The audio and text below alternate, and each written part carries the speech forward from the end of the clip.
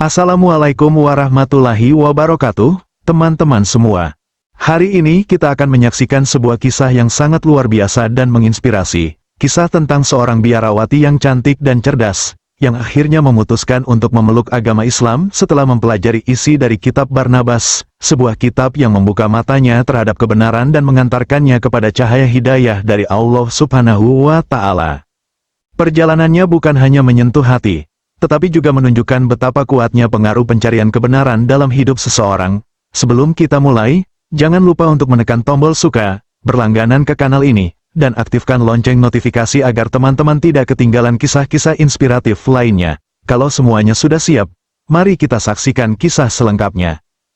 Namanya Chiara Bellini, seorang wanita muda asal kota kecil di wilayah Toskana, Italia. Di usia yang masih terbilang muda, 28 tahun, Chiara telah menjalani hidup yang didedikasikan sepenuhnya untuk agama. Sejak remaja, ia tumbuh dalam keluarga Katolik taat yang sangat menjunjung tinggi nilai-nilai spiritual.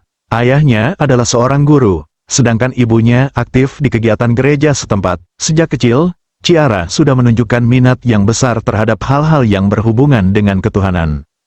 Pada usia 19 tahun, Chiara memutuskan untuk masuk ke dalam biara dan menjadi seorang biarawati. Keputusan itu ia ambil bukan karena paksaan, melainkan karena dorongan hati dan keinginannya sendiri untuk mendekatkan diri sepenuhnya kepada Tuhan. Ia belajar teologi dengan serius, menjalani kehidupan asketis yang penuh disiplin, dan aktif dalam berbagai kegiatan rohani.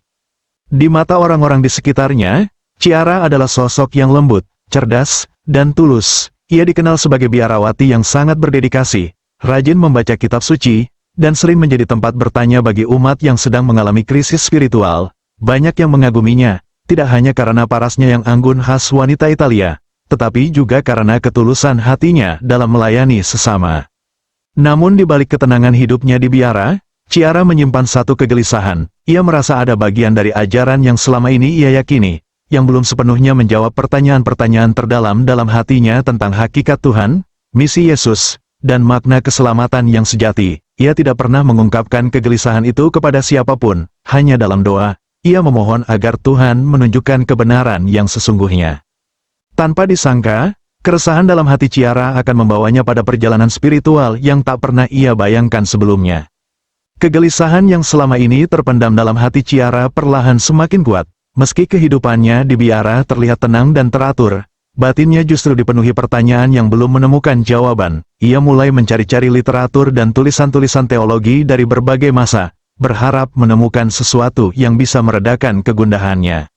Pada suatu hari, saat mengunjungi perpustakaan tua milik biara, Chiara menemukan sebuah buku berdebu yang terselip di antara rak-rak bagian belakang. Sampulnya lusuh, namun judulnya menarik perhatiannya, Injil Barnabas. Judul itu terasa asing baginya. Selama bertahun-tahun belajar dan mengkaji Alkitab, belum pernah ia mendengar kitab ini disebut secara resmi dalam ajaran gereja. Chiara membawa buku itu ke kamarnya dan mulai membacanya secara perlahan. Semakin banyak halaman yang ia baca, semakin besar keterkejutannya. Kitab tersebut memuat ajaran-ajaran yang sangat berbeda dari Injil-Injil resmi dalam Perjanjian Baru. Yang paling mengejutkan bagi Chiara adalah adanya bagian-bagian yang menyebutkan dengan jelas tentang seorang utusan terakhir yang akan datang setelah Yesus, yang disebut bernama Muhammad. Nama itu tidak asing bagi Chiara. Ia tahu bahwa Muhammad adalah nabi dalam agama Islam, tapi ia tidak pernah benar-benar memahami ajarannya. Selama ini, ia hanya mengenal Islam dari sudut pandang luar, melalui berita dan stereotip yang berkembang di masyarakat Eropa. Namun sekarang, nama itu muncul dalam kitab yang mengaku sebagai bagian dari ajaran Yesus sendiri. Apakah mungkin selama ini ada bagian dari kebenaran yang tersembunyi? Apakah mungkin Yesus benar-benar telah menubuatkan kedatangan nabi lain setelahnya? Chiara pun semakin tenggelam dalam halaman demi halaman Injil Barnabas. Bukan hanya karena isinya yang mengejutkan, tapi juga karena gaya penulisannya yang begitu berbeda, seakan ditulis oleh seseorang yang benar-benar mengenal dan menyaksikan kehidupan Yesus secara langsung. Bagi Chiara, penemuan ini bukan sekadar temuan akademis, ini adalah titik awal dari perjalanan panjang yang akan mengubah seluruh jalan hidupnya. Semakin dalam Chiara membaca Injil Barnabas, semakin besar guncangan yang ia rasakan dalam hatinya. Tidak hanya karena kitab itu secara eksplisit menyebutkan kedatangan Nabi Muhammad sebagai penerus ajaran Yesus, tetapi juga karena banyak ajarannya yang lebih masuk akal dan sesuai dengan fitrah hatinya, terutama dalam hal konsep ketuhanan. Dalam kitab tersebut, Yesus tidak pernah mengaku sebagai Tuhan atau anak Tuhan. Sebaliknya, ia digambarkan sebagai seorang nabi dan hamba Allah yang diutus untuk menyampaikan wahyu kepada kaumnya. Ini sangat berbeda dari apa yang selama ini diajarkan kepadanya di gereja. Ciara merasa seolah-olah seluruh pondasi keyakinannya sedang terguncang. Ia kembali membuka Alkitab versi resmi, mencoba membandingkan isi keduanya. Dan untuk pertama kalinya dalam hidupnya, ia mulai melihat kontradiksi dan celah-celah dalam ajaran yang dulu ia yakini tanpa ragu. Ia merasa bersalah, ada rasa takut, rasa berdosa, dan kebingungan yang saling bertabrakan di dalam dadanya. Sebagai seorang biarawati, ia seharusnya setia pada ajaran gereja, tapi sebagai seorang pencari kebenaran, ia tidak bisa membohongi hati nuraninya sendiri. Beberapa malam ia lewati dengan menangis dalam doa. Ia memohon agar Tuhan menunjukkan jalan yang benar, apapun itu, meskipun harus meruntuhkan seluruh kehidupan yang telah ia bangun selama hampir 1 dekade terakhir.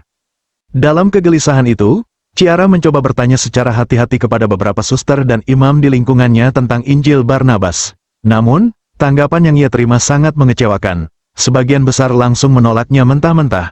Bahkan ada yang mengatakan kitab itu adalah pemalsuan yang dibuat untuk menyesatkan umat. Namun yang membuat Ciara semakin curiga, adalah kenyataan bahwa tidak satu pun dari mereka yang benar-benar mau berdiskusi secara terbuka. Mereka hanya menyuruhnya berhenti membaca dan kembali kepada iman, tanpa memberi penjelasan logis, apalagi bukti. Kegundahan Ciara semakin dalam. Ia mulai merasa bahwa kebenaran yang selama ini ia cari mungkin tidak akan ia temukan di dalam tembok-tembok biara yang selama ini ia anggap suci. Dan tanpa ia sadari, langkah hatinya mulai mengarah kepada satu agama yang dulu sangat asing baginya, Islam.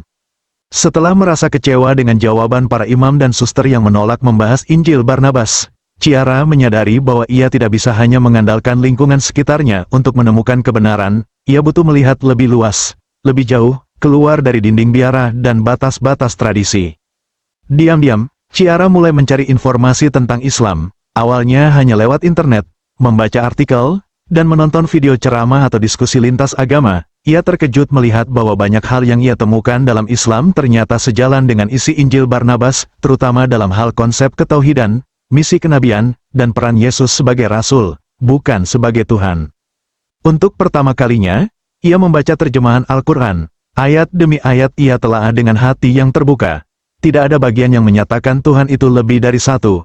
Tidak ada konsep Trinitas, dan tidak ada pengkultusan manusia. Yang ada hanyalah satu Tuhan yang esa, yang maha pengasih dan maha penyayang, serta seruan kepada manusia untuk menggunakan akal dan hati nurani dalam mencari kebenaran.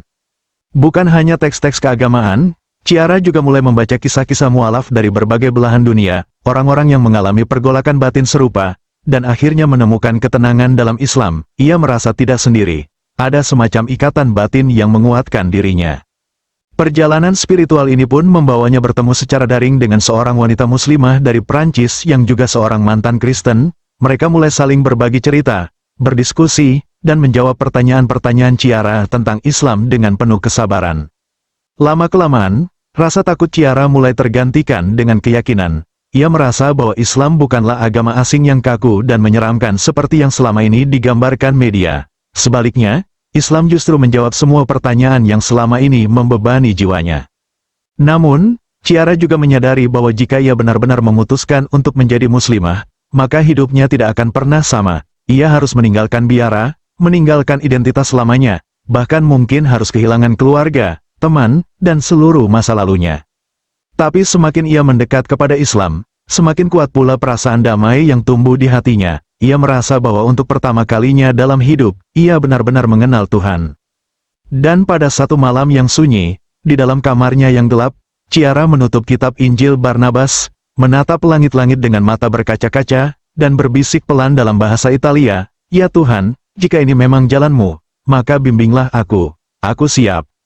Hari-hari terakhir Ciara di biara dipenuhi dengan perenungan mendalam. Ia tidak lagi membaca kitab-kitab gereja seperti dulu. Waktunya kini dihabiskan dalam diam, merenungi isi Al-Quran, memperbanyak doa dalam hati, dan menyiapkan dirinya untuk sebuah keputusan yang akan mengubah seluruh arah hidupnya. Keyakinannya semakin kuat. Islam bukan lagi sekadar agama yang ia pelajari dari luar, tapi telah menjadi cahaya yang menerangi hatinya. Semua kegelisahan yang dulu menyiksanya kini perlahan sirna. digantikan dengan kedamaian yang tak pernah ia rasakan sebelumnya, kedamaian yang datang dari kepasrahan total kepada satu Tuhan yang esa. Namun, keputusan itu tentu bukan hal yang mudah. Ciara menyadari sepenuhnya apa yang akan ia hadapi. Ia akan meninggalkan statusnya sebagai biarawati, melepaskan jubah sucinya, dan meninggalkan tempat yang sudah ia anggap sebagai rumah spiritual selama hampir 10 tahun. Ia tahu bahwa keluarga dan komunitasnya mungkin tidak akan bisa menerima keputusannya. Bahkan, bisa jadi ia akan dianggap pengkhianat oleh gereja dan keluarganya sendiri. Tapi, bagi Ciara, kebenaran lebih penting dari kenyamanan. Ia telah menemukan jawabannya, dan ia tidak akan berpaling lagi. Dengan bantuan sahabat muslimahnya dari Prancis, Ciara menghubungi sebuah komunitas muslim lokal secara diam-diam.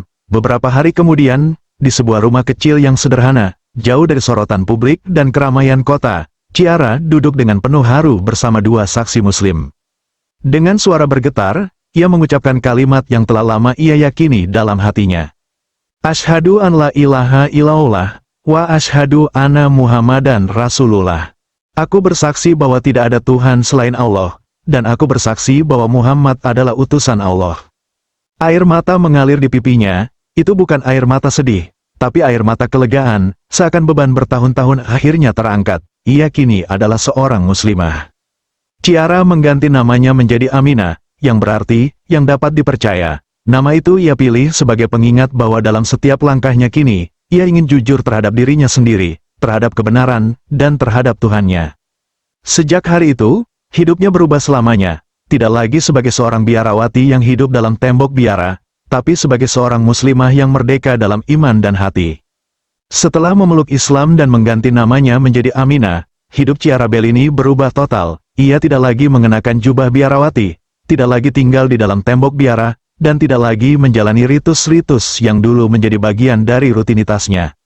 Kini ia mengenakan hijab dengan penuh keyakinan, dan untuk pertama kalinya dalam hidup, ia merasa benar-benar menjadi dirinya sendiri.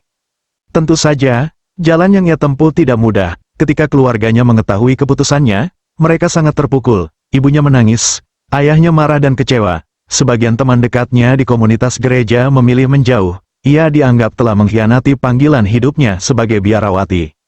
Namun Aminah tidak pernah membalas kemarahan dengan kebencian. Ia terus mendoakan mereka, dengan harapan bahwa suatu hari mereka akan mengerti bahwa yang ia lakukan bukanlah pengkhianatan, melainkan sebuah pencarian jujur terhadap kebenaran. Dengan dukungan dari komunitas muslim yang ia temui, Aminah mulai membangun hidup baru. Ia belajar bahasa Arab untuk bisa membaca Al-Quran secara langsung. Ia juga mulai menulis, menceritakan kisah perjalanannya melalui blog dan media sosial, bukan untuk menggurui, tapi untuk berbagi pengalaman kepada siapapun yang sedang mencari kebenaran, seperti dirinya dulu. Ia menghadiri kajian Islam secara rutin, bahkan mulai menjadi narasumber dalam diskusi lintas agama. Yang paling mengharukannya adalah ketika ada beberapa orang, baik dari latar belakang Kristen maupun ateis, yang mulai tertarik mempelajari Islam karena terinspirasi dari kisahnya. Aminah percaya bahwa hidayah adalah milik Allah Subhanahu wa Ta'ala. Tugasnya hanya berbagi dan terus menjaga keikhlasan dalam beragama. Kisah Aminah adalah bukti bahwa kebenaran sejati akan menemukan jalannya, bahkan di tempat yang paling tak terduga, bahwa cahaya Islam bisa menyinari hati siapa saja, tak peduli seberapa jauh mereka sebelumnya dari kebenaran. Sahabat sekalian, semoga kisah ini bisa menjadi pengingat bagi kita semua, bahwa pencarian akan kebenaran tidak selalu mudah, tapi sangat berharga. Jika kita mencari dengan hati yang tulus, Allah akan membuka jalannya. Jangan lupa untuk menekan tombol suka, berkomentar, dan berlangganan ke kanal ini agar tidak ketinggalan kisah inspiratif lainnya. Terima kasih sudah menonton. Wassalamualaikum warahmatullahi wabarakatuh.